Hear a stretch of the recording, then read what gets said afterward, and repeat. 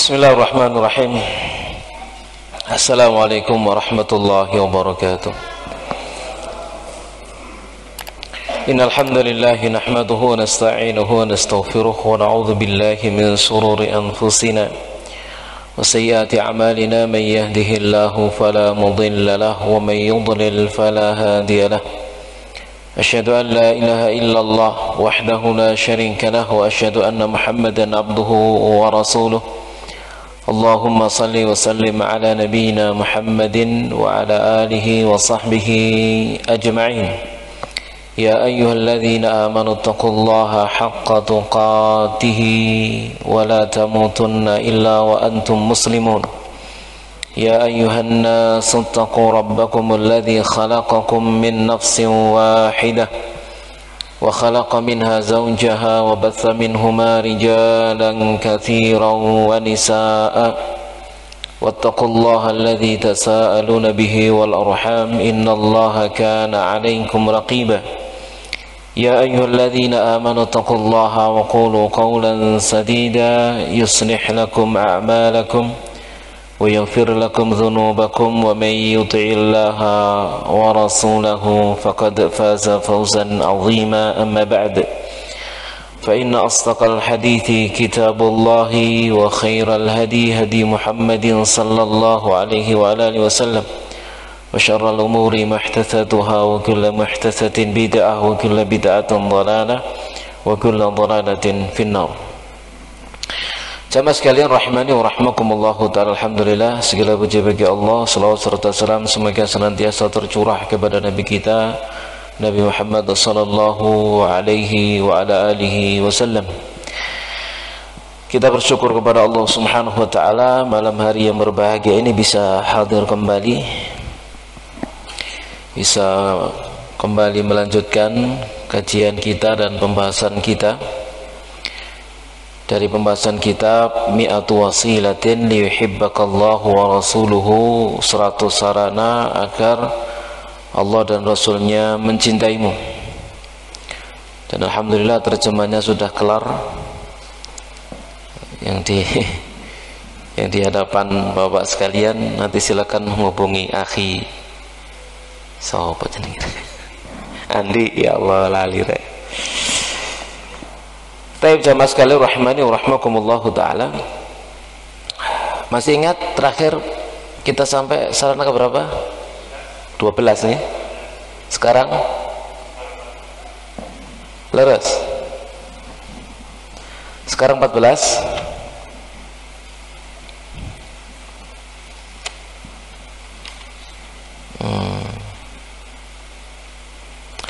Baik, sekarang yang ke-14 insyaallah ya. Al-wasilatur rabi'atu asyar, sarana yang ke-14 dari sarana-sarana untuk mendapatkan cinta Allah dan Rasulnya,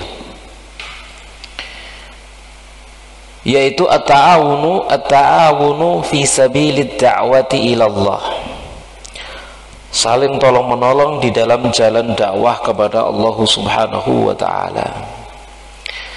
Jamaah sekalian rahmani wa rahmakumullahu ta'ala, ta'awun dari kata-kata ta'awana ya ta'awanu ta'awunan, maknanya adalah saling menolong, tolong menolong ya.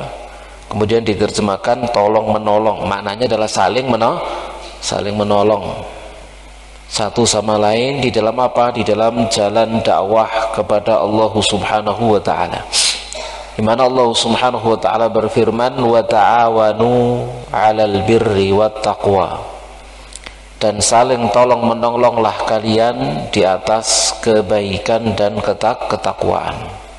Kita diperintahkan untuk saling tolong menolong satu sama yang lainnya di dalam rangka mendakwahkan agama Allah subhanahu wa ta'ala, di dalam rangka untuk ikut serta ambil bagian di dalam menyampaikan risalah Nabi sallallahu alaihi wa alihi wasallam, turut ambil bagian di dalam mendakwahkan tauhid, mendakwahkan sunnah Rasulullah sallallahu alaihi wa alihi wasallam.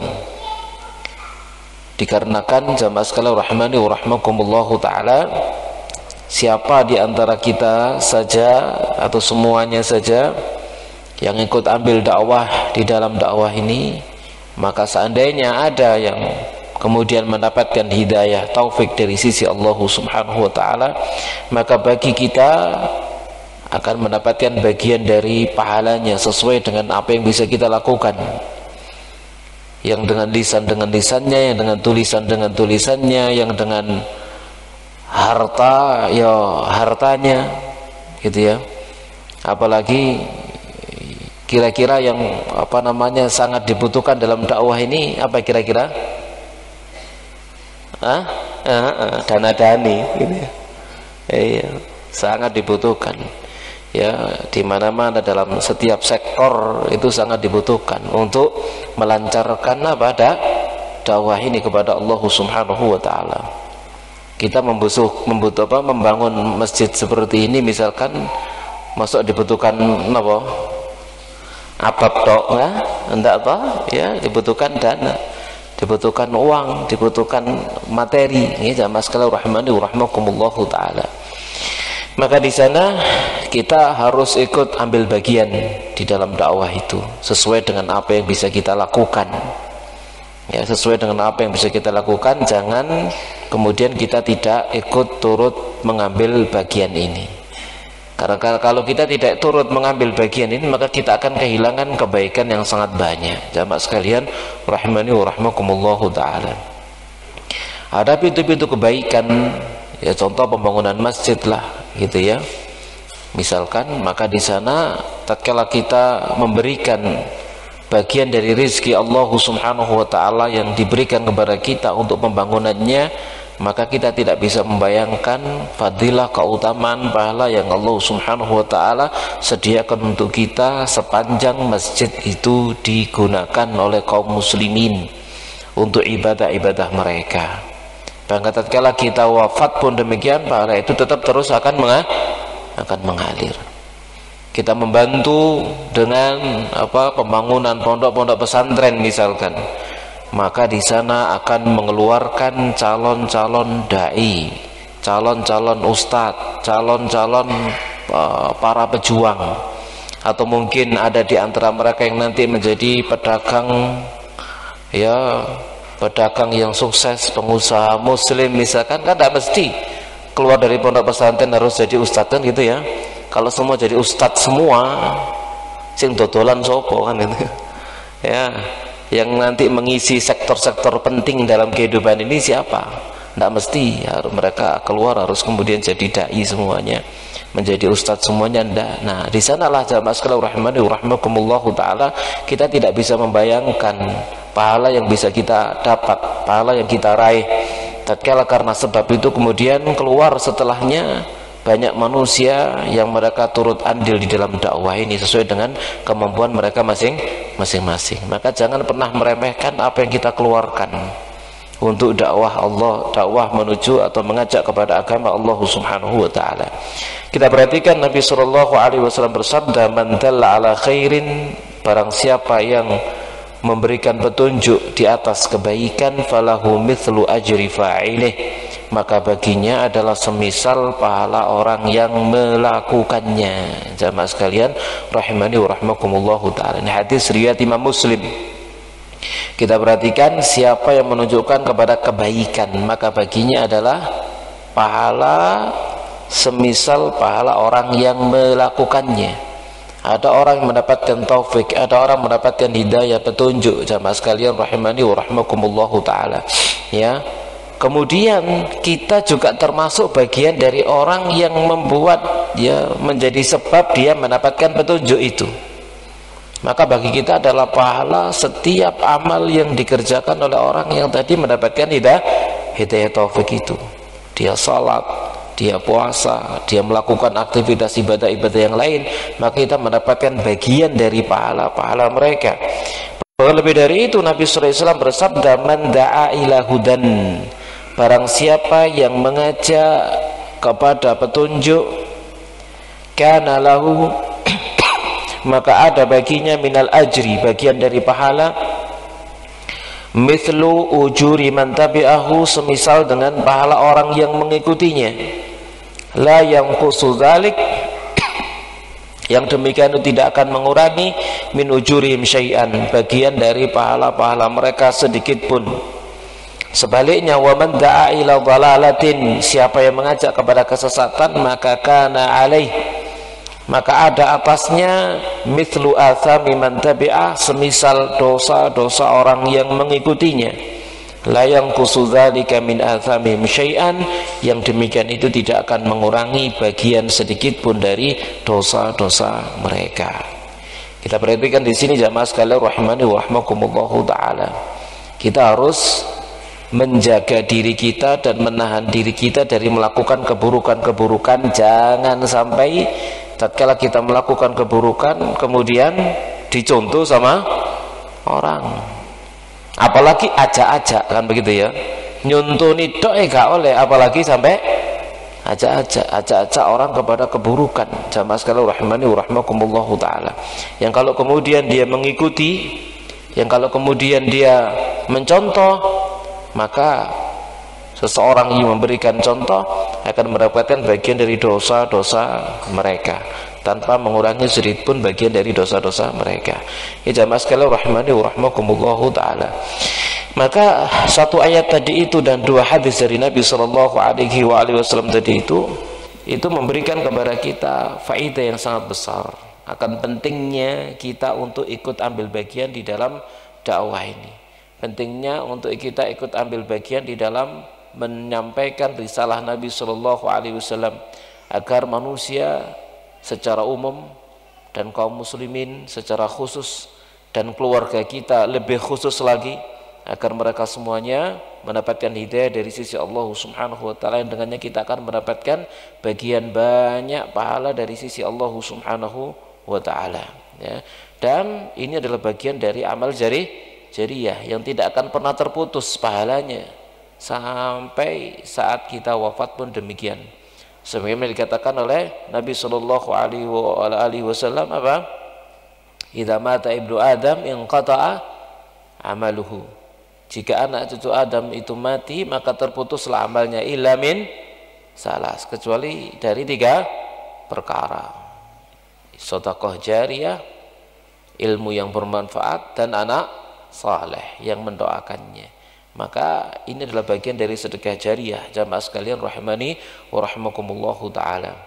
Kita mengajak orang untuk mendapatkan hidayah dari sisi Allah Subhanahu wa taala.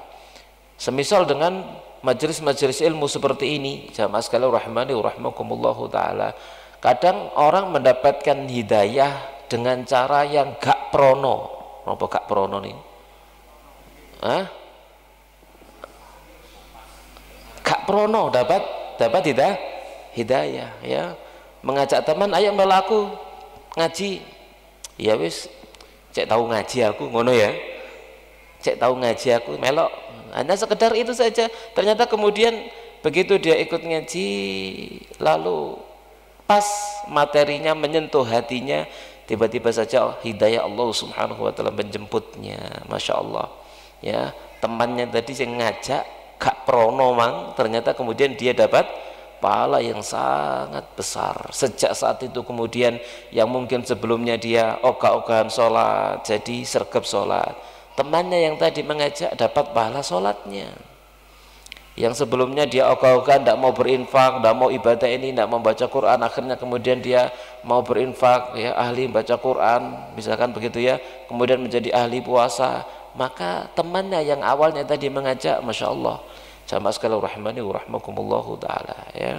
Jadi disitulah pentingnya kita turut ambil bagian sesuai dengan apa yang bisa kita mampu, dengan tenaga, dengan harta, dengan apapun, jamaah sekalian rahimani wa rahmakumullahu ta'ala, yang darinya kita berharap, ya, darinya kita berharap semoga mendapatkan pahala dari setiap orang yang mendapatkan hidayah karena sebab usaha yang kita lakukan, sekalipun sedikit, sekalipun kecil.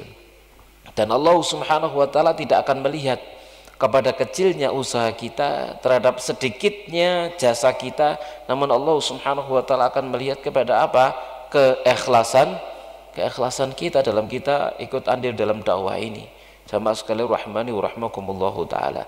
Yang penting adalah keikhlasan. Ikhlas lillahi taala, karena Allah Subhanahu wa taala, bukan karena yang lain. Ya. Dan zaman sekarang misalkan ya, di mana-mana memanfaatkan teknologi kayak seperti ini, memanfaatkan teknologi untuk menyebarkan dakwah, sehingga banyak orang itu mendapatkan hidayah karena melihat media, kan gitu ya. Awalnya bertanya-tanya, oh pose sing dimusuhi gitu ya. Akhirnya kemudian cari, oh iki ustadz-ustadznya sing dimusuhi itu iki. Akhirnya dirungokno gitu ya. Akhirnya dia sendiri kemudian dapat hidayah karenanya. Dan yang seperti itu tidak sedikit. Jamaah sekalian rahimani wa rahmakumullahu taala ya. Ada seseorang yang datang kepada saya pun seperti itu. Awalnya saya itu ustadz, saya itu penasaran gitu ya. Kok itu dimusuhi ya gitu ya, penasaran. Akhirnya saya cari sendiri, akhirnya kemudian seneng gitu ya, seneng datang ke rumah. Misalkan dia datang ke rumah sambil bawa uang gitu ya, ini infak saya Ustaz untuk musola Ustaz. Nah ini kan mantap gitu ya. Ya jamaah sekalian rahimani wa rahimakumullahu taala, awalnya adalah karena penasaran gitu ya. Maka yang nyuting seperti ini juga harus ikhlas gitu ya. Jangan mencari banyak-banyakan follower, like, subscribe, gitu ya.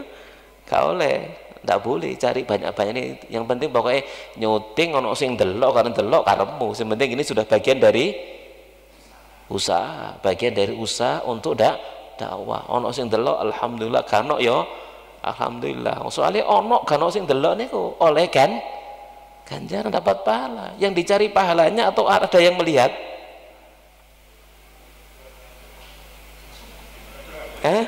Enggak, pahalanya. Ya, pahalanya. Jamaah sekalian rahmani wa rahmakumullahu taala ya. Pahalanya itu yang kita cari. Ya jamaah sekalian rahmani wa rahmakumullahu taala. Baik. Jadi intinya kita harus punya ya andil kita di dalam dakwah ini sesuai dengan kemampuan kita masing-masing ya, kemampuan kita masing-masing. Jadi misalkan yang punya ilmu dengan ilmunya, ilmu ndak punya, duit nggak punya, tenaga nggak punya, doa gitu ya, berdoa memohon kepada Allah Subhanahu wa taala. Seperti itu jamaah sekalian rahmani wa rahmakumullahu taala ya. Jadi kita kenal ada orang itu pokoknya dakwahnya itu hanya ngajak saja. Sopai diajak ketemu konco, sopai dia diajak ngaji ya. Dan betapa banyak orang-orang yang kemudian ikut mengaji gara-gara ajakan-ajakannya. Pokoknya lek ngejak niku ngeciwis ngono bakal ngejak niku. Nyerocos ngono lek ngejak. Wis gak peduli sapa sing diajak, wis pokoke diajak wis. Ya diajak untuk ikut ngaji, yang akhirnya kemudian dia mendapatkan hidayah dan petunjuk dari sisi Allah Subhanahu wa taala ya. Ada lagi di antara teman-teman itu jamaah sekalian rahmani wa rahmakumullahu taala, dia pokoknya itu sering mengeser kepada teman-temannya sesuatu yang bermanfaat. Wis gak ngurus, wis pokok mbok diwaca gak diwaca kirim, waca gak diwaca kirim ya kan gitu ya. Dikirim ya sampai kemudian dipanggil iya Ustadz gitu. Padahal juga apa-apa belas wis gitu ya. Yang penting dia ngirimi saja. Punya grup apa dia, grup keluarga, apa grup sekolah atau grup macam-macam seperti itu, pokoknya dia ngirim aja ya.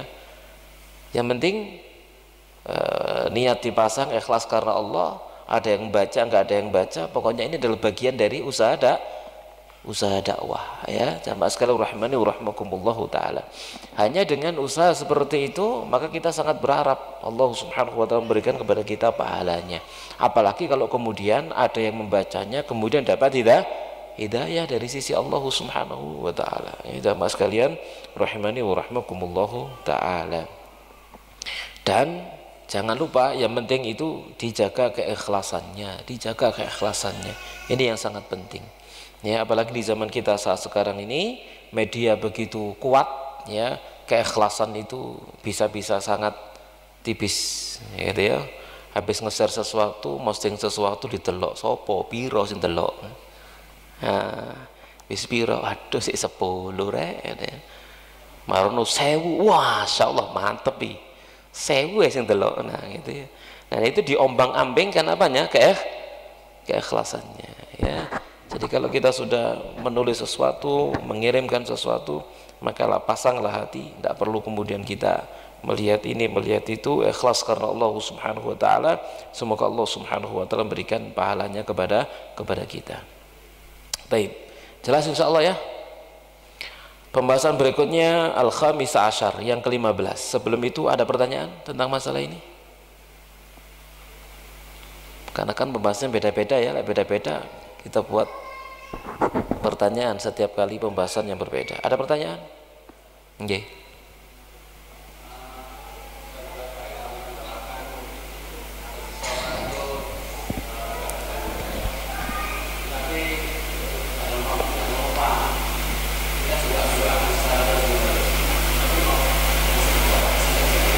Oh, sampai sini. Masya Allah. Gitu ya. Mungkin punya saudara atau punya teman wis didongakno lho sik pancet ya, ngoten nggih. Nah, taib. Sama sekali rahmani wa rahmakumullahu taala, dakwah kita itu yang dituntut oleh Allah Subhanahu wa taala bukan hasil. Dan kita pun demikian, di dalam mendakwai seseorang sesuai dengan kemampuan kita, jangan pernah menuntut hasil. Dan jangan pernah menilai hasil itu adalah sebuah keberhasilan, bukan. Hasil itu bukan keberhasilan. Keberhasilan kita dalam dakwah itu adalah kesabaran di dalam berdakwah. Itu adalah keberhasilan kita. Sama sekalian rahmani wa rahmakumullahu taala. Keistiqomahan di dalam berdakwah itulah keberhasilan, bukan hasil.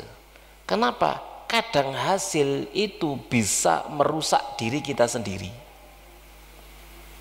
Seseorang misalkan seperti itu ya, hasil dakwahnya kemudian Masya Allah jamaah pengajiannya meluber luas, dalam satu masjid 1000 orang datang, kira-kira hatinya gimana? Luas gitu ya. Dan itu bisa merusak. Kalau seseorang itu menilai keberhasilan itu dari hasil, bukan itu. Keberhasilan itu dari keistiqomahan kita, kesabaran kita dalam berdakwah, yang tidak membedakan antara ada hasil atau tidak ada hasil. Kita lihat Nabi Nuh alaihi salatu wassalam berdakwah selama 950 tahun. Dapat berapa orang? 8 atau 9 orang. Betul? Hah? Betul? 80 atau 9 atau 8? Iya wis lali kula ngian. Sampeyan lali kula lali ya. Tapi kita anggap sedikit. Itu pun masih ndak, istrinya sendiri ndak dapat begitu ya. Istrinya sendiri ternyata nggak dapat hidayah. Tetap di atas kekufuran. Demikian juga siapa? Anaknya. Apakah kemudian Nabi Nuh itu gagal? Tidak dianggap gagal. Kenapa? Yang dinilai adalah kesabarannya di dalam berdakwah, keistiqomahan di dalam berdakwah. Pun demikian kita terhadap keluarga kita sudah mendoakan kok pancet sampai jengkel. Ndak oleh jengkel, harus tetap istiqomah, sabar ditungakno, terus mendoakan dan terus sabar istiqomah mendakwahinya sesuai dengan apa yang kita mampu. Tidak boleh. Makanya Nabi Allah Subhanahu wa taala berfirman dalam Al-Qur'an, wal 'asr innal insana lafi khusr illa alladzina amanu wa 'amilus salihati wa tawassaw bil haqqi wa tawassaw bis sabr. Manusia itu semuanya merugi kecuali mereka yang beriman, beramal soleh, saling mewasiatkan di atas kebenaran dan saling mewasiatkan di atas kesabaran. Istiqomah di atas kebenaran, mendakwahkannya dan senantiasa sabar. Dakwah itu goleh mutungan, gitu ya. Dakwah mau mutung gak oleh. Ustadz goleh mutungan, murid ya goleh mutungan. Kabeh kudu sabar. Ana murid mutungan, ustadz ceramah atine kesentil kapok gak teko. Nah ngono. Gitu ya, seperti itu. Ustadz yang ngono mutungan. Yo gak teko ditenono kon gitu. Ya ndak oleh semuanya itu ya. Ikhlas harus lillahi ta'ala. Sama sekali rahmani wa rahmakumullahu ta'ala ya. Jelas nggih insyaallah nggih. Baik. Ada lagi yang lain? Kita lanjut. Baik, poin yang ke-15. Sarana untuk mendapat cinta Allah dan Rasulnya yang ke-15 adalah la takunu minadh zalimina lil ibad. Janganlah kalian itu menjadi bagian dari orang-orang yang zalim, menzalimi hamba-hamba Allah Subhanahu wa taala. Jangan menzalimi manusia. Jamaah sekalian rahmani wa rahmakumullahu taala, kezaliman itu ada 3. Yang Nabi SAW pernah bersabda, az-zulmu thalas. Kezaliman itu ada 3. Zulmun yaghfiruhullah, kezaliman yang Allah akan ampuni, wa zulmun la yaghfiruhullah, kezaliman yang Allah tidak akan mengampuni, wa zulmun la yatrukuhullah, dan kezaliman yang Allah tidak akan pernah meninggalkannya. Jadi perhatikan itu, kezaliman ada 3. 1 kezaliman yang diampuni, 2 kezaliman yang tidak diampuni, dan 3 kezaliman yang tidak akan ditinggalkan, dibiarkan oleh Allah. Kezaliman yang diampuni adalah kezaliman hamba terhadap haknya Allah. Perintah nggak dijalankan, larangan dilanggar, maksiat-maksiat, kedurhakaan kepada Allah, itu tahta masyiatillah, ada di bawah kehendak Allah, yakni dosa-dosa selain syirik itu akan diampuni oleh Allah Subhanahu wa taala. Betapapun dosa seseorang, kalau Allah mau maka Allah akan berikan ampunan, insya'adzabahu wa insyaa'a ghafara lahu. Kalau Allah mau maka Allah akan mengazabnya, kalau Allah mau maka Allah akan memberikan ampunan kepada dia. Pokoknya bukan dosa syirik. Adapun zalim yang kedua, kezaliman yang kedua yang tidak akan diampuni oleh Allah adalah dosa syirik, mensekutukan Allah, tidak akan diampuni sama Allah Subhanahu wa taala. Dan kezaliman yang ketiga adalah kezaliman yang tidak akan ditinggal oleh Allah Subhanahu wa taala, adalah kezaliman hamba fima bainahum. Kezaliman hamba di antara mereka, sesama mereka. Ini tidak akan dibiarkan oleh Allah, tidak akan ditinggalkan oleh Allah, pasti akan dihisab, diqisas di antara mereka. Ini bukan lagi ada di tahta masyiatillah, bukan lagi ada di bawah kehendak Allah. Kalau Allah mau maka Allah akan mengadab, kalau Allah mau maka Allah akan mengampuni, tidak. Tapi itu kemudian menjadi haknya hamba yang dizalimi.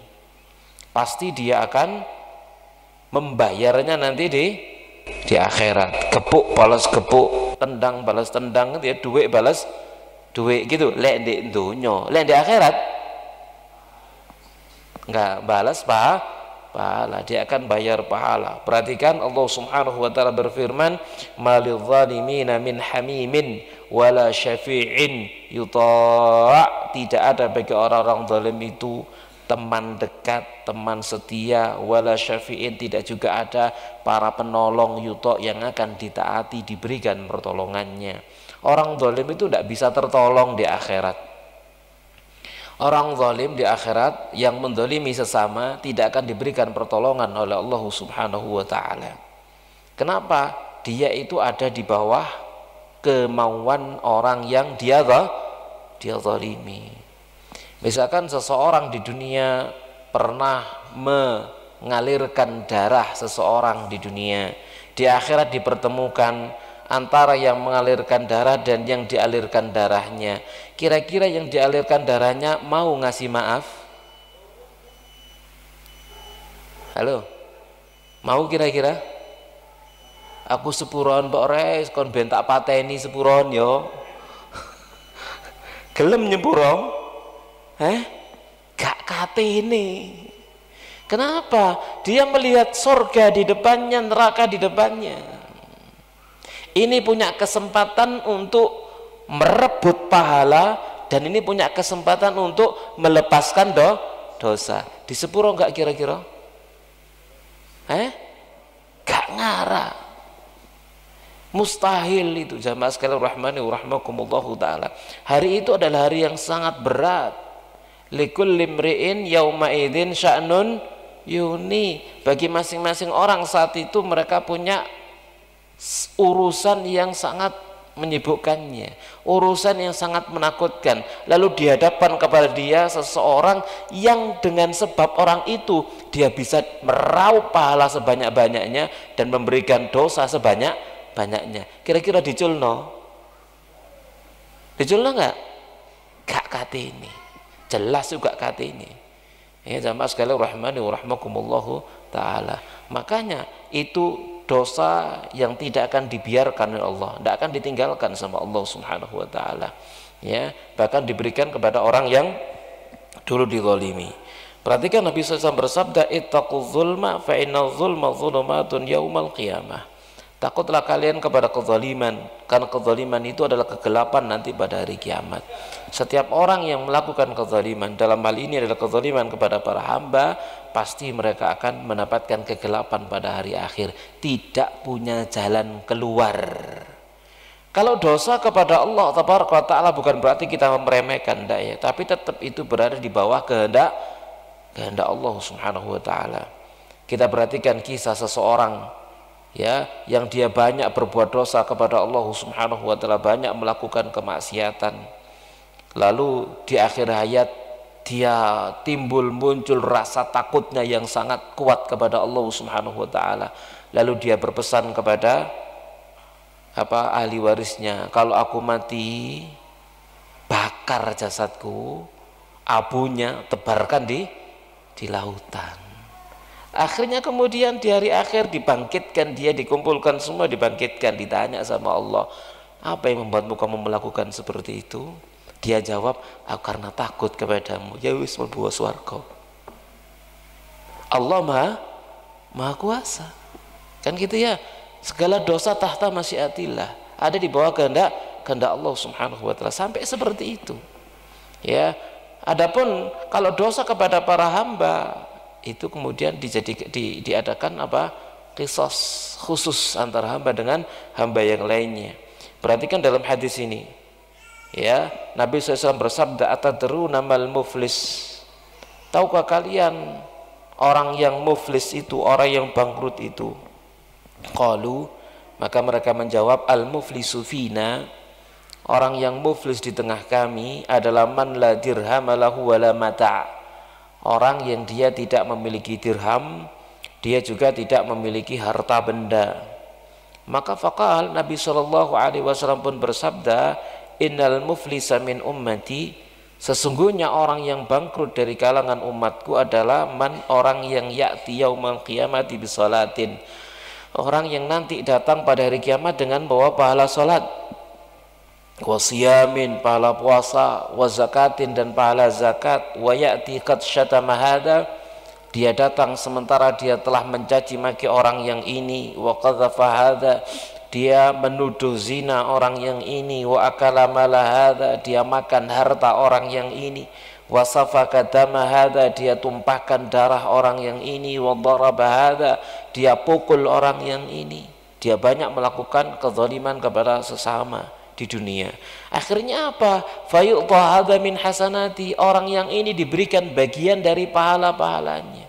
Jadi pahala sholatnya diberikan kepada orang lain, pahala puasanya diberikan kepada yang ini, pahala zakatnya kepada orang ini, pahala hajinya kepada orang yang ini. Ya. Kemudian apa kata Nabi SAW? Ya, wa hadza min hasanati fa in faniyat hasanatuhu, kalau kemudian kebaikan-kebaikannya habis, qabla an yuqda ma alaihi, sebelum dia tunaikan, bayarkan, lunasi apa yang menjadi tanggungannya, ukhidha min khatayahum, maka diambillah bagian dari kesalahan-kesalahan mereka, faturihat alaihi, dilemparkan kepadanya, summa turiha finnar, kemudian dia dilemparkan dalam api neraka. Waliyadzubillah. Jamaah sekalian rahimani wa rahimakumullahu taala. Ini bahayanya seseorang itu mendolimi orang lain di dunia. Ya, perhatikan kata muallif, wal amru la yahtaju ila ta'liqin wa yakfi diyaul hasanati wa ya aghla ma yamlikul insanu yauma idzin. Jadi perkara ini tidak butuhkan komentar, kata muallif. Cukuplah penyanyian segala kebaikan yang itu merupakan harta paling mahal yang dimiliki oleh seseorang itu nanti pada hari kiamat.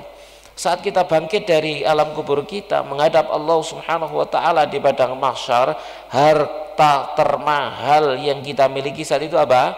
Pahala. Tidak ada lagi sudah. Nah, itu yang paling mahal harus diberikan kepada orang. Gitu ya, seakan-akan di dunia tidak pernah sholat, seakan-akan di dunia tidak pernah puasa, seakan di dunia tidak pernah sedekah, seakan di dunia tidak pernah berbakti kepada orang tua, seakan di dunia tidak pernah melakukan kebaikan-kebaikan, habis. Ternyata begitu sudah habis seluruh pahala kebaikannya, belum lunas, akhirnya dosa orang diberikan kepadanya. Waliyadzubillah. Jamaah sekalian rahimani wa rahmakumullahu taala, ya. Falal mal walal banun walal hasaba walal nasaba yanfa'ul abda in kana zaliman.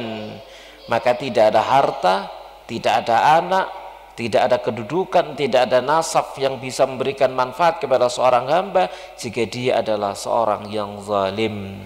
Hasbunallahu wa ni'mal wakil. Jadi hati-hati kita jamaah sekalian rahimani wa rahimakumullahu taala. Hati-hati kita. Apalagi di zaman kita saat sekarang ini, ya, lesan-lesan itu bisa menusuk kemana-mana. Ya, tulisan-tulisan kita bisa menyakiti banyak orang. Sikap-sikap kita bisa mengganggu orang. Ya, lesan-lesan kita, tangan dan kaki kita bisa mengganggu orang. Maka kita harus berhati-hati. Ada seorang jamaah sekalian rahimakumullah taala ceritakan kepada Nabi sallallahu alaihi wasallam, seorang wanita yang kalau siang dia itu puasa, kalau malam dia sholat malam, tapi lesannya buruk kepada tetangganya. Apa kata Nabi? Hiya finnar, dia di dalam neraka. Padahal kalau siang puasa, kalau malam sholat malam, habis semuanya. Gara-gara kesalahan apa? Lisannya, akhlaknya, perilakunya kepada orang tidak baik, banyak menyakiti orang. Akibatnya apa? Habis semuanya. Nabi mengatakan dia finnar, dia ada dalam neraka. Sebaliknya disebutkan seorang wanita yang lain yang biasa saja ibadahnya, wis biasa, awam-awam saja begitu ya. Posone wis poso biasa saja, sholatnya juga sholat yang biasa saja. Tetapi akhlaknya baik, perilakunya baik, lisannya baik, hiya fil jannah, tempatnya di surga. Jamaah sekalian rahimani wa rahmakumullahu taala. Jadi hati-hati kita, ya. Jadi kita jangan hanya mensolehkan diri sendiri dari sesi casing. Nah, casingnya wis soleh, casingnya gitu ya.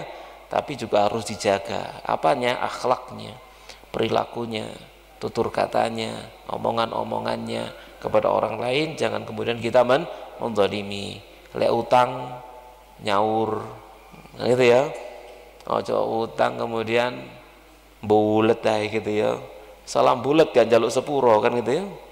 Ya sampai sing ngutangi ngomong wis karepmu wis, lek kon bayar tak tampani, gak bayar gak tak tagih. Ini kan jenenge digantung toh, gitu ya. Karuan lek diikhlasno lek gak yo ya kan. Nah, ini bahaya seperti itu di akhirat. Sama sekalian rahimani wa rahmakumullahu taala, ya, itu membahayakan. Jadi jangan sampai kita menzalimi orang lain. Jelas insyaallah? Baik, ada pertanyaan? Nggih, monggo.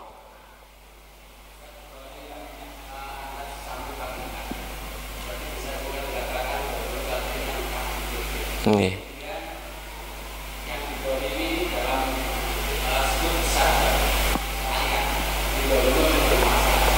Masya Allah.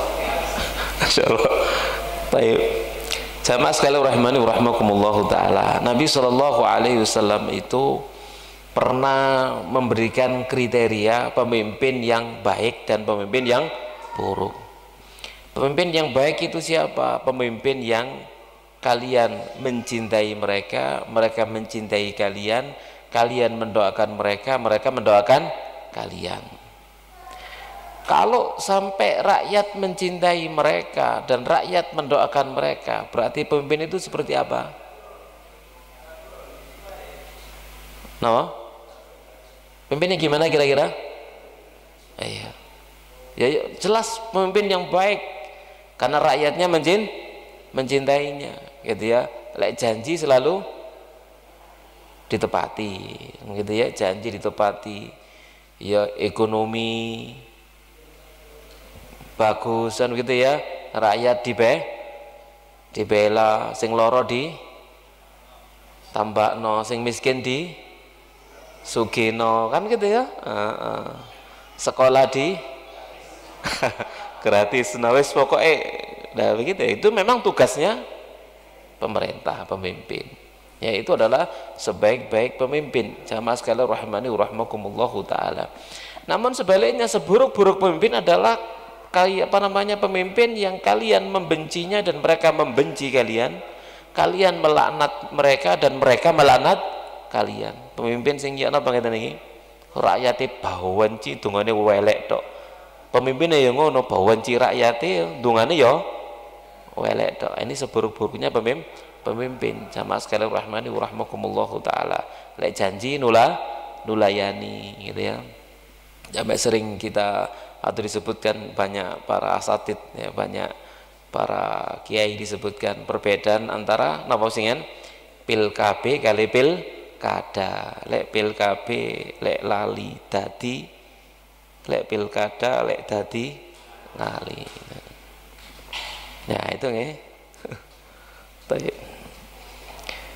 Namun tugas kita jadi rakyat itu tetap sabar, kudu sabar ya. Nabi SAW pernah menyebutkan tentang keadaan para pemimpin di akhir zaman. Nanti itu akan ada para pemimpin yang sifat mereka itu la yahtaduna bihadi wa la yastannuna bi sunnati, tidak mengambil petunjuk dengan petunjukku, tidak mengambil sunnah dengan sunnahku. Hati mereka itu seperti hatinya setan dalam jasadnya manusia.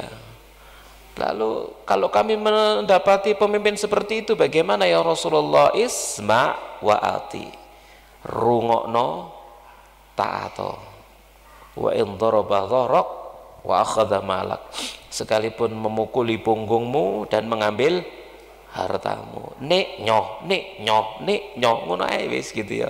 Tapi ancem ditenono di akhirat. Nah iya, kezaliman itu pasti ada bayarannya ya di akhirat gitu ya. Kalau pemimpin rumah tangga bojone mek siji anake telu kan gitu ya, berarti tanggungannya mek papa. Pemimpin negara 200 juta berarti tanggungannya ngerasa nokon kan gitu. Kan begitu tak sebenarnya ya. Nah, itu berat sekali di akhirat ya. Di dunia itu akan menjadi kerugian, di akhirat menjadi banyak penyesalan. Khasaratun fid dunya wa nadamatun fil akhirah. Kerugian di dunia dan penyesalan di akhirat kalau tidak adil. Kalau kemudian adil, maka dia akan dinaungi dengan naungannya Allah Subhanahu wa taala, yauma la dhilla illa dhilluh, pada hari yang tidak ada naungan kecuali naungannya. Nah, yang jelas kita diperintahkan untuk banyak mendoakan para pemimpin agar mereka diberi taufik oleh Allah, agar mereka diberikan hidayah oleh Allah Subhanahu wa taala. Kebaikan mereka akan menjadi kebaikan rakyat. Kalau keburukan mereka juga akan menjadi keburukan rakyat. Dan juga pemimpin itu cerminan rakyat. Itu saja. Kalau rakyatnya soleh secara global, maka dikasih sama Allah pahala dari kesolehannya pemimpin yang soleh. Tapi kalau rakyatnya gombal, maka dihukum sama Allah, dikasih pemimpin yang ya gombal juga gitu. Jadi pemimpin itu cerminan rakyat. Ngatan mawon ya. Baik. Ada lagi pertanyaan? Nggih, monggo.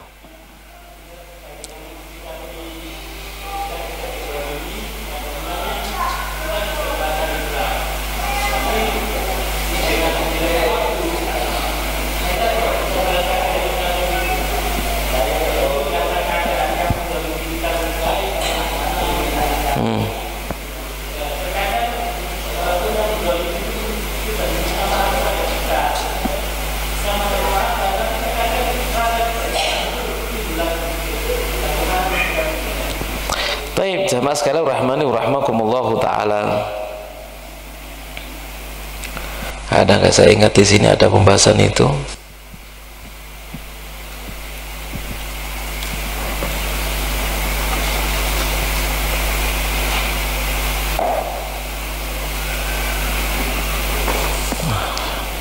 Ada nggak ya?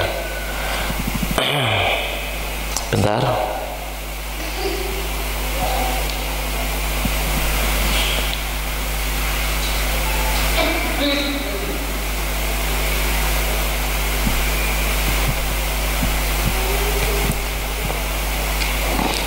Tidak ada ternyata. Tapi jamaah sekalian rahmani wa rahmakumullahu taala, kita dizalimi oleh seseorang, lalu kita memaafkan, dia minta maaf dan kita memaafkan. Begitu nggih? Kalau kita sudah memaafkan, jamaah sekalian rahmani wa rahmakumullahu taala, maka berharaplah pahala dari sisi Allah Subhanahu wa taala dengan maaf kita. Di mana memaafkan itu lebih baik. Wasulhu khair wal afina anin nas, dan memberikan maaf kepada manusia, yaitu sifat yang sangat terpuji yang ada pada diri seseorang. Kita dizalimi oleh orang lain misalkan, ini yang harus selalu kita ingat. Kita dizalimi oleh seseorang, orang itu tidak minta maaf kepada kita, lalu nanti kita di akhirat punya hak enggak untuk membalas kezaliman dia, mengambil kebaikan dia dan kita serahkan dosa kita kepada dia? Punya hak? Punya. Ternyata kalau kita memaafkan itu lebih baik, dapat yang lebih baik dari itu. Jelaskan gitu ya, kita dapat lebih baik daripada sekedar kita nanti nagih dia di akhirat. Orang misalkan dia punya hutang kepada kita, gak nyaur-nyaur, lalu kita ngancem, mus gak nyaur saiki ya kon gak urungan nyaur dek akhirat. Di sakarmu wis milio nyaur saiki apa nyaur di akhirat, ngono. Gitu ya. Oke. Tatkala kita tidak memberikan maaf, kita benar-benar nanti ngambil harta kita itu berupa pahala di akhirat. Kalau dia punya pahala, kalau dia tidak punya pahala, kita akan berikan dosa kepada dia. Namun ternyata kalau kita memaafkan, kita dapat yang lebih baik daripada itu. Yang seperti ini selalu kita ingat. Jamaah sekalian rahmani wa rahmakumullahu taala, agar kita mudah memaafkan dan agar hati kita selalu lapang. Ingat-ingat yang seperti itu.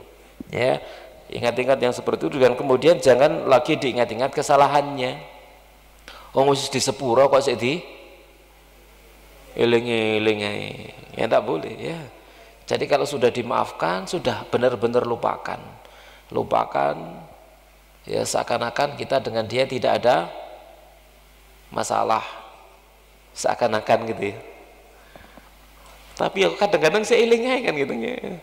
Iya, karena wonge lali, ketemu wonge iki ngene ya, iki kan gitu ya. Nah, di sanalah kita tetap harus terus belajar untuk selalu bersabar, belajar untuk selalu memberikan maaf. Ini jamaah sekalian rahmani wa rahmakumullahu taala. Bisa dipahami insyaallah nggih? Paham nggih? Nggih. Nggih, nyambung. Ini nyambung terus nih ini. Utang piutang malih.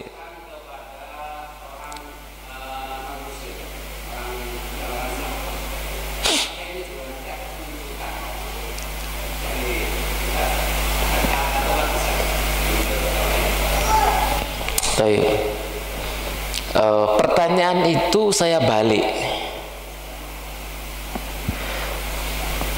ya, bukan jenengan kalau tanggleti. Orang lain, seandainya ada orang lain bertanya seperti lo, saya balik, tujuan sampean tanya begitu apa? Mau cari legalitas untuk nggak bayar utang kepada non muslim?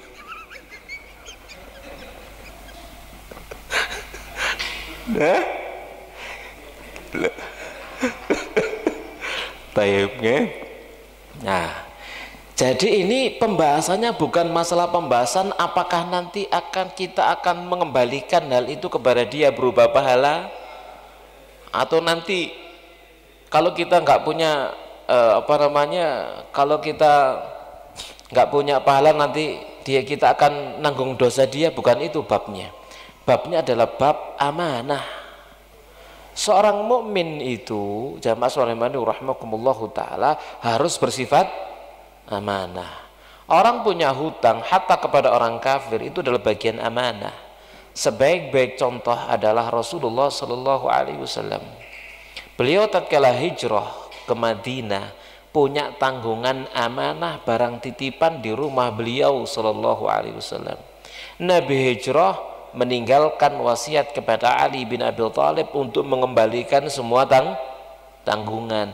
Padahal mereka yang barang-barangnya atau titipannya ada di tangan Nabi Shallallahu Alaihi Wasallam adalah orang kafir Quraisy, musuh yang memusuhi, yang mengusir, bahkan berniat untuk membunuh. Tetap hartanya dikembalikan, karena itu adalah sikap amanah yang harus ada pada diri seorang mukmin. Ndak oleh gitu ya, oh iku tokone Onich gitu ya, gak apa-apa atasnya Onich ae kan itu. Gak oleh. Masalah rahimahumullahu taala ya, hutang harus bayar sekalipun kepada orang kafir. Nabi Shallallahu Alaihi Wasallam pun demikian, wafat dalam keadaan baju besi beliau tergadaikan di orang Yahudi, kan seperti itu ya. Ada hutang di sana tetap harus dibayar, ditunaikan. Jadi tidak boleh gitu. Jadi pembahasan yang nggak bahas nanti di akhirat, bahasnya di dunia dulu. Itu adalah amanah yang harus ditunaikan ya. Dan dia tetap harus menulis wasiat, aku punya hutang kepada tetangga kita si Onich itu ya. Si Onich Rifak ya, harus dikembalikan. Ngatan ya, harus tetap dikasih wasiat ya kepada anak-anaknya, aku punya utang kepada tetangga kita itu fulan. Sekalipun mereka kafir tetap harus dikembalikan. Jangan sampai kita bertemu Allah Subhanahu wa taala sebagai seorang pengkhianat, al-khain, seorang yang berkhianat. Yang khianat itu sifatnya orang munafik, dan orang khianat itu nanti bangkit pada hari kiamat ya di bawah umbul-umbul pengkhianat. Kan gak lucu tau kan itu ya, muslim marono nggak umbul-umbul pengkhianat, tiba khianati biar ngemplang utang nang wong kafir. Aduh, gak lucu kan gitu ya. Nah, seperti itu jelasnya insyaallah ya. Nah,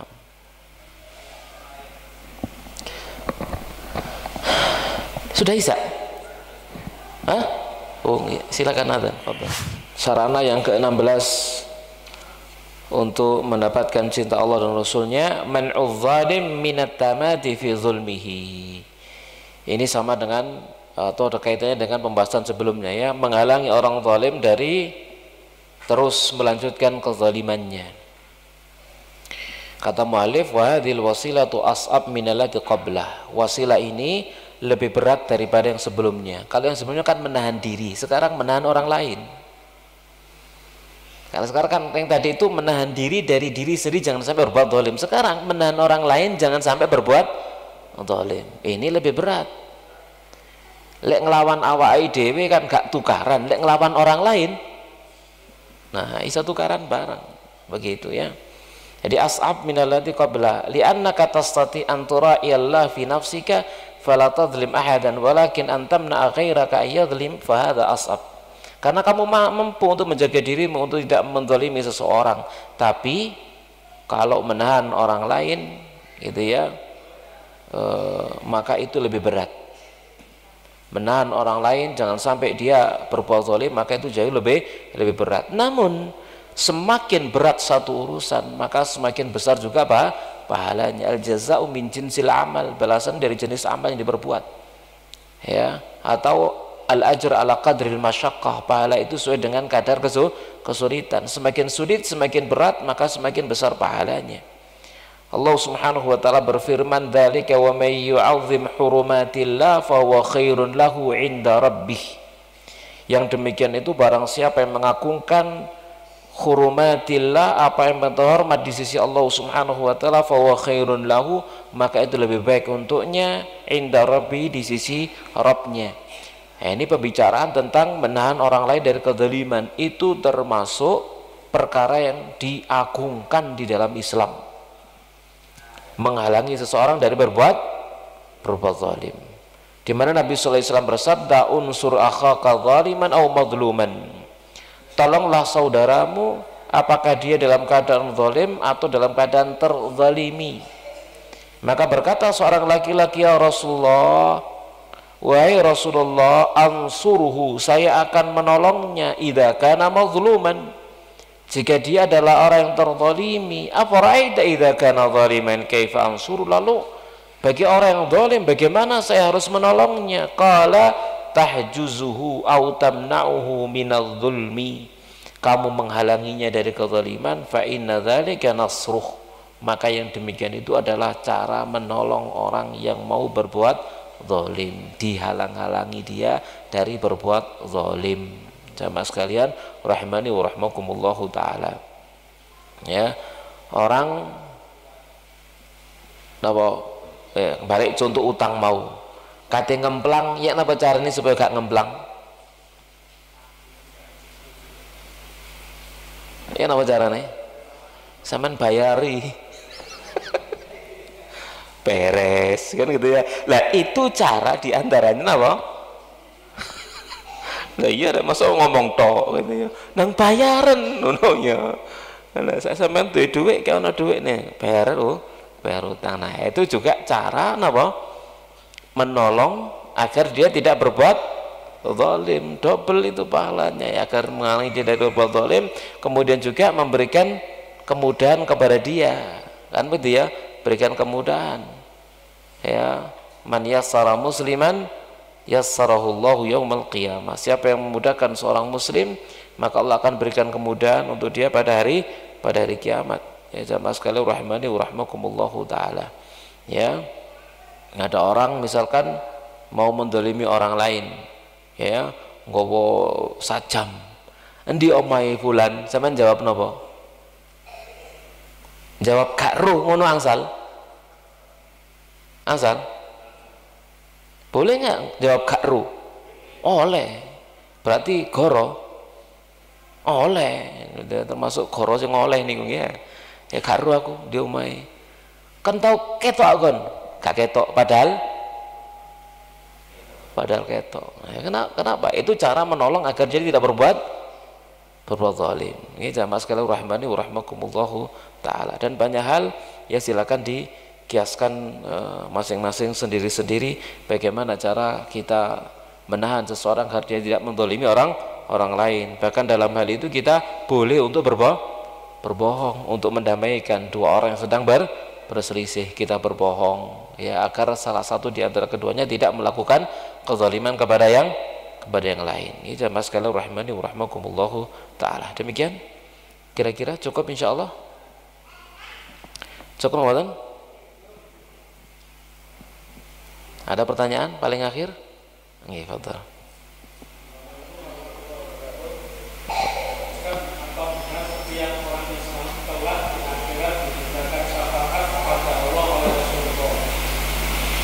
Dimintakan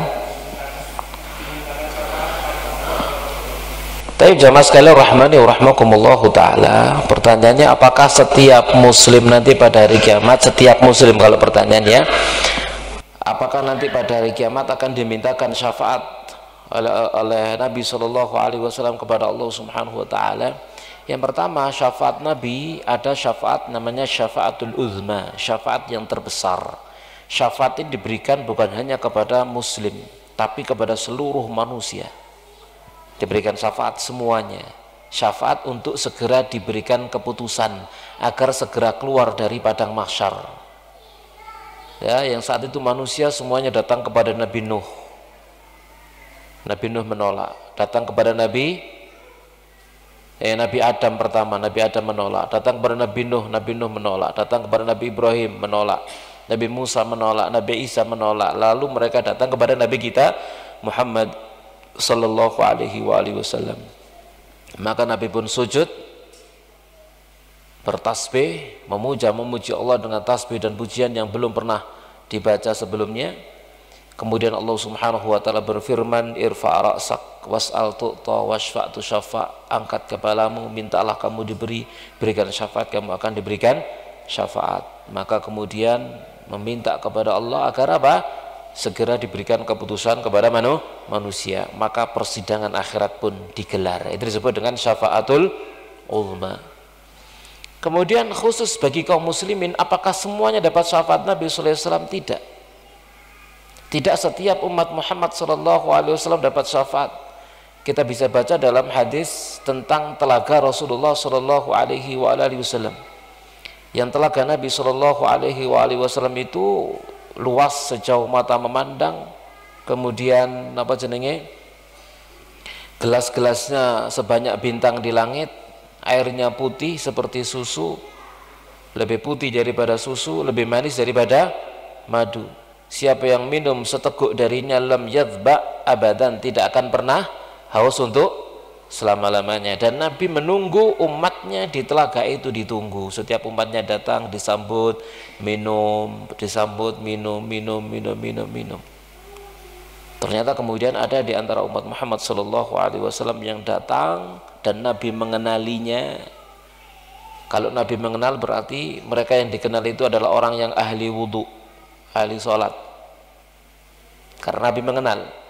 Dikenalnya umat Muhammad SAW oleh Nabi itu dengan min atharil wudu, karena bekas-bekas wudu. Hurran muhajjalin, mukanya bersahaya putih, demikian juga kedua tangan dan kakinya. Nabi mengenalnya. Ternyata mereka tidak bisa minum dari telaga beliau. Lalu Nabi berkata, ummati itu umatku ya Rasulullah. Maka Allah menjawab, innaka la tadri ma ahdatsu ba'dak, kamu nggak tahu apa yang mereka perbuat baru setelah kamu. Maka Nabi bersabda, suhqan, kalau demikian jauh, mereka jauh. Ya, jadi tidak setiap umat Muhammad SAW dapat syafaat dari Rasulullah SAW. Siapa yang mereka tidak mendapatkan syafaat? Mereka yang tidak mengikuti sunnah Nabi SAW, melakukan perkara-perkara baru di dalam agama Rasulullah SAW. Nah, jelas insyaallah ya. Kayak tadi ada yang ngacung di sini. Nggih, monggo.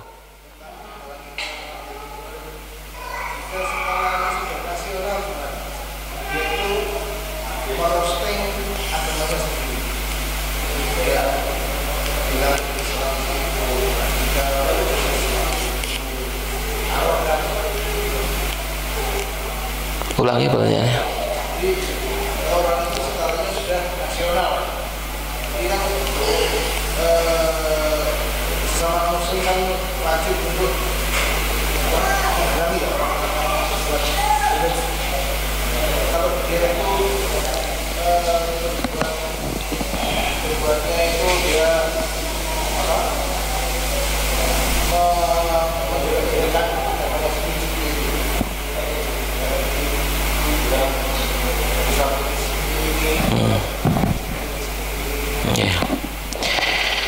Baik jamaah sekalian rahmani wa rahmakumullahu taala. Saya ringkas pertanyaannya, bagaimana ingkar mungkar terhadap orang yang menjelek-jelekkan agamanya sendiri, atau ingkar mungkar kepada orang yang mengatakan Islam radikal dan yang semacamnya, padahal itu dia mengaku agamanya sendiri. Lalu ingkar mungkar kepada mereka orang seperti apa yang harus kita ingat, jamaah sekalian rahmani wa rahmakumullah, ingkar mungkar itu ada tingkatannya. Man ra'a minkum mungkaran falyughayyir biyadihi wa illam yastati fa bilisani wa illam yastati fa biqalbihi. Ya, siapa di antara kalian melihat kemungkaran, maka rubah dengan tangannya kalau bisa. Kalau tidak bisa, rubah dengan lisannya. Kalau tidak bisa, maka rubah dengan hatinya. Wa dzalika adhaful iman, yang demikian adalah selemah-lemahnya iman. Jamaah sekalian rahimani wa rahmakumullahu taala. Maka di situ ada tingkatan-tingkatannya. Tidak setiap kita bertanggung jawab. Itu harus kita perhatikan. Tidak setiap kita bertanggung jawab. Bertanggung jawab dengan tangan kita atau bertanggung jawab dengan lisan kita. Ada kalanya kita tidak bertanggung jawab, tanggung jawabnya dipikul oleh orang-orang yang punya tangan dan punya ilmu, gitu ya. Jangan sampai kemudian kita salah langkah, duduk nggone melok, akhirnya semakin runyam, semakin merusak, gitu ya. Dan banyak anak-anak muda seperti itu. Anak-anak muda seperti itu. Ada tokoh fulan ngomong begini, dia bantah sendiri pakai caranya sendiri, motong kajiannya Ustaz fulan digandeng dep ngene. Niku jenenge ngedu. Maslahat tidak ada kemaslahatannya. Jadi jangan sok pinter begitu maksudnya ya. Ya. Yang seperti itu pasrahkan kepada siapa? Ahli ilmu. Biarkanlah orang yang ahli ilmu itu mendakwahinya, mengingkarinya dengan ilmunya dan dengan kebijaksanaannya dan dengan hikmahnya. Anak-anak muda diam, doakan mereka dapat hidayah taufik, kemudian doakan ustadz-ustadz yang mengkanternya itu diberikan kesabaran dan keistiqomahan dan kesempatan untuk mengantarnya dengan ilmunya, dengan hikmahnya. Karena dalam dakwah itu kita dituntut bil hikmah wal mau'izah al hasanah, dengan hikmah ilmu ya, dan dengan mau'izah yang terbaik. Jadi tidak setiap kita punya tanggung jawab. Tidak setiap kita bertanggung jawab, gitu ya. Kita boleh geram, mangkel. Oh fulan niku ya, ngomong ngono garai loro ati. Tapi jangan kemudian mengucapkan kata-kata yang tidak pantas, lalu langsung kirim. Wah, apalah kata-kata sing gak sing welek gitu ya, apa niki brengsek opo gitu ya, misalkan ya. Kan banyak seperti itu di media-media arek-arek nih, nggak ngerti caranya mendakwahi orang, nggak ngerti caranya ingkar mungkar kepada orang. Nah itu berikan kepada yang ahli ya, karena kita sering terjadi masalah di ustadz-ustadz kita gara-gara murid-muridnya. Gara-gara muridnya. Ustadznya gak lapo-lapo, videonya di depan ini, mari gini kantor ini ya, mari gini kantor ini, la haula wala quwata illa billah. Ya, seperti itu. Ya, sing video ini ditekek, gak ro apa-apa belas gitu ya. Ya gak izin, ya gak apa, seperti itu. Ya, seandainya izin, kira-kira diizin gak kira-kira? Lah gak mungkin lah, gak mungkin diizinkan. Sama sekali rahmani wa rahmakumullahu ta'ala. Jadi setiap orang itu harus tahu diri, tahu kapasitasnya. Sesuatu dia harus menghitung diri, kira-kira aku ini pantas atau enggak, berat atau tidak gitu ya. Harus menghitung dirinya sendiri. Ya, jadi pasrahkan semuanya itu kepada ahlinya. Kalau bukan ahlinya yang mengurusi, maka pasti rusak. Nabi SAW bersabda, idza wusidal amru ila ghairi ahli fantadhiri sa'ah. Kalau suatu urusan itu diurusi oleh orang yang bukan ahlinya, maka tunggulah hari kiamat. Akhirnya apa? Mesti hancur, binasa, rusak. Ya, dan bahkan mungkin Ya, sebagian dakwah ini dirusak oleh anak-anak muda. Ya, sing gak manut sampai wong tuwa. Nah.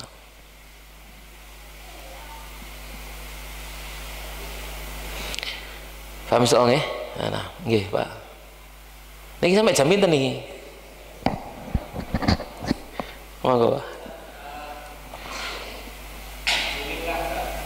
Kita melihat ada kezaliman di depan mata, terus kita diamkan, kita tidak berbuat apa-apa dengan alasan kalau kita mencegah itu nanti akan berdampak buruk terhadap kita dan keluarga, sehingga kita tidak akan Melihat satu kemungkaran di depan mata, diam saja karena khawatir ada madharat yang menimpa diri sendiri dan keluarga. Tapi tidak disebutkan kezalimannya seperti nopo. Karena kezaliman bertingkat-tingkat, ya. Ya nopo contoh nih, delok nopo.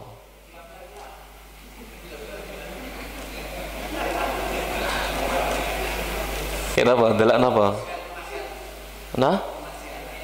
Langi mas kan macam-macam, ya nopo? Oh, villa.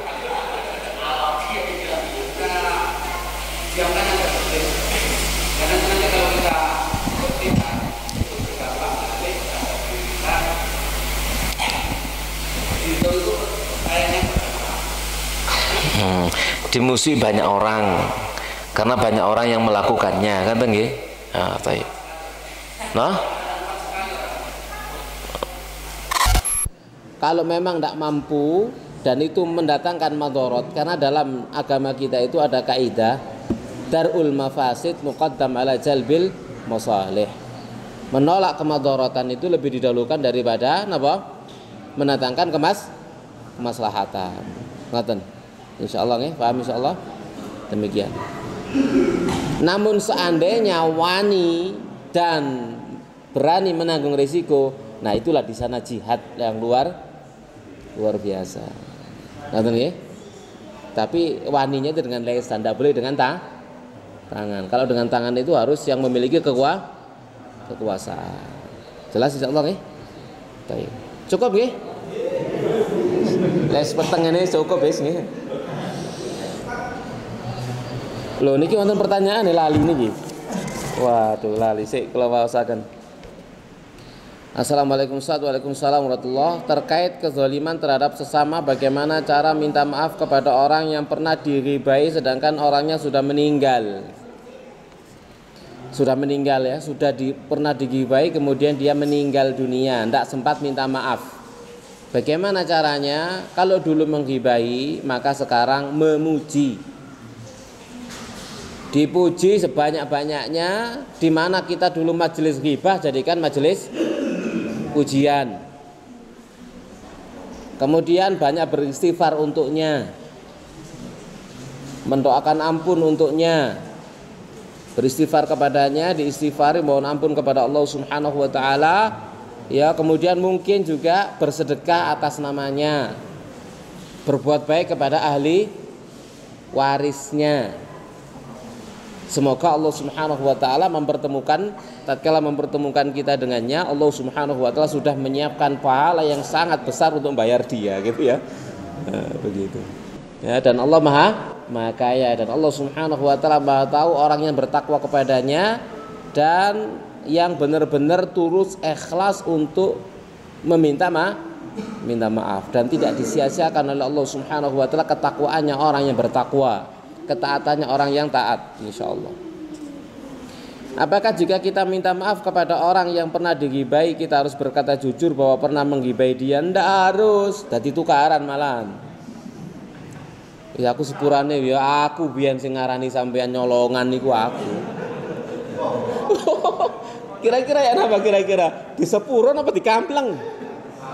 Di kampleng. Jadi gak usah ngaku. Carane ya apa? Wis pira-pira dosaku sepuron ya, dosaku nang awakmu sing awakmu ngerti lan sing gak ngerti sepuron kabeh ya. Oke, ya wis ngoten lho. Gak kadek ngaku, nggih lek ngaku ya gak ngarah di sepuro sampean ya. Ngoten nggih? Jelas nggih? Baik, demikian jamaah sekalian rahimani wa rahmakumullahu taala, apa yang bisa kita bahas semoga bermanfaat.